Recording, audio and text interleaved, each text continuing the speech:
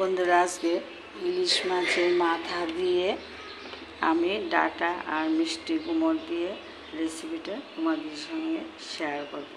এটার সঙ্গে মশলা লাগবে জিরার গুঁড়ো, ধনের গুঁড়ো, আদা বাটা, শুকনো লঙ্কা গুঁড়ো রঙের জন্য, আর কাঁচা লঙ্কা বাটা। তোমরা দেখতে থাকো, আমি রেসিপিটা শুরু করি। কড়াইটা তেল দিয়েছি, গরম হয়ে গেছে।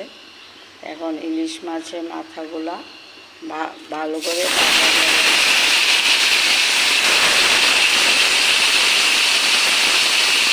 হলুদ দিয়ে দেবো,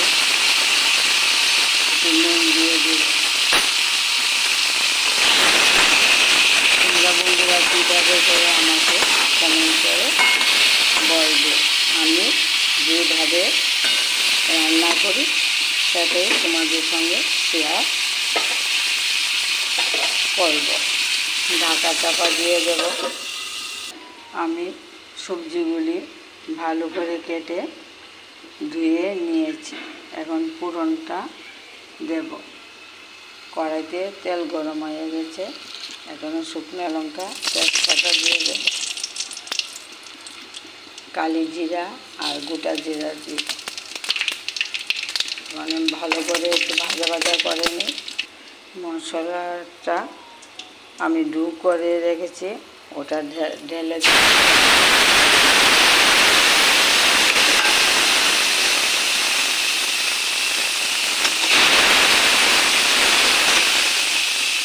পরিমাণ মতন নুন, পরিমাণ মতন হলুদ,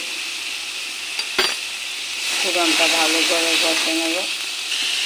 দেখো বন্ধুরা, আমার ফোড়নটা কষে গেছে, তেল বেরিয়ে আসছে। এখন কেটে রাখা ধোয়া সবজিগুলি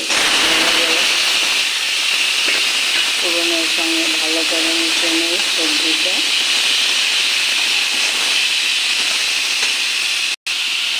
দেখো আমার সবজিটা ফোড়নের সঙ্গে মিশে গেছে। এখন ঢাকা চাপা দিয়ে একটু ভাজা ভাজা করে নেব। বন্ধুরা দেখো, আমার সবজিটা কি সুন্দর ভাজা ভাজা করে নিয়েছি। এখন জল দিয়ে দেব। সবজিটা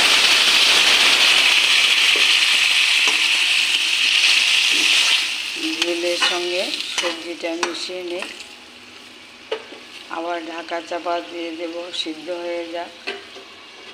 এইখানে আমি ইলিশ মাছের মাথাটা ভাজা করে রেখেছি, একটু পরে ওটার সঙ্গে মিশিয়ে নেব। দেখো আমার সবজিটি সিদ্ধ হয়ে গেছে এবং ভাজা করা ইলিশ মাছের মাথাটা দিয়ে দেব। মাথাটা সবজির সঙ্গে মিশিয়ে নিই।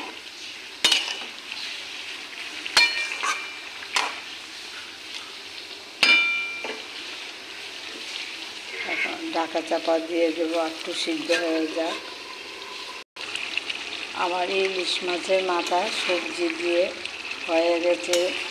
বন্ধুরা, কীরকম আমার ভিডিওটা যদি তোমাদের কাছে ভালো লাগে তাহলে আমাকে লাইক কমেন্ট করে বলবে। দেখো এখন বাটিতে সার্ভ করে নেব।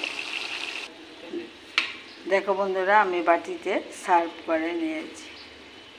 আজকের রেসিপি ইলিশ মাছের মাথা দিয়ে ডাটা আর মিষ্টি কুমড় দিয়ে রেসিপিটা তোমাদের সঙ্গে শেয়ার করলাম। সবাই ভালো থাকো, সুস্থ থাকো।